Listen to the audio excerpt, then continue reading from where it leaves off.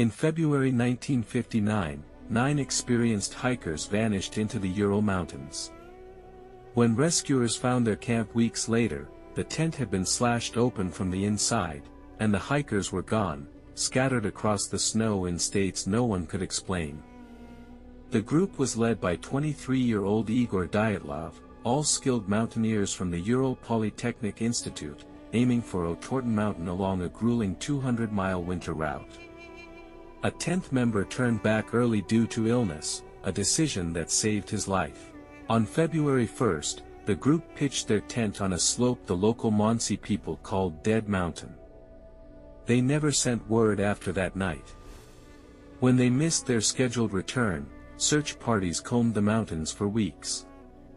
On February 26, they found the tent collapsed under snow, cut open from the inside, not the entrance. Something had made these experienced hikers claw their way out through the fabric rather than take seconds to unzip the door. Footprints led away from the tent toward a tree line over a mile away. Some belonged to bare feet, others to socks or a single shoe. In temperatures below -25 degrees, they had run into the freezing dark without proper clothing. The first 2 bodies were found near the trees, wearing nothing but underwear, beside the remains of a small fire. 3 more lay between the fire and the tent. It took nearly 2 more months to find the final 4, buried in a ravine deeper in the woods. The autopsies deepened the mystery. Some died of hypothermia.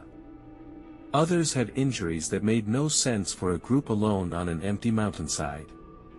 One had a fractured skull, 2 had chest fractures matching a high-speed car crash, with no external bruising. 1 woman was missing her tongue and eyes. There was no sign of a struggle with another person, and no footprints beyond the 9 hikers. Some clothing carried elevated radiation levels investigators could never explain. Soviet authorities closed the case within months, attributing the deaths to what their report called simply a compelling natural force, then sealed the files. That vague explanation fueled decades of theories, from secret weapons tests to infrasound panic events to Soviet cover-ups. In 2019, Russian prosecutors reopened the case with modern forensics. Their leading theory was a slab avalanche, a rare snow slide triggered by the exact cut the hikers made into the hillside to pitch their tent, which could explain the crushing injuries and sudden flight. But it still doesn't explain everything. Why didn't they return once clear of danger?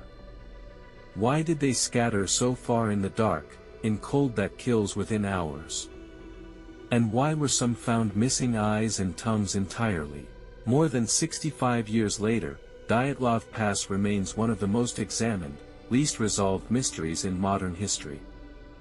9 hikers went into the mountains and never explained, even to each other, what they were running from.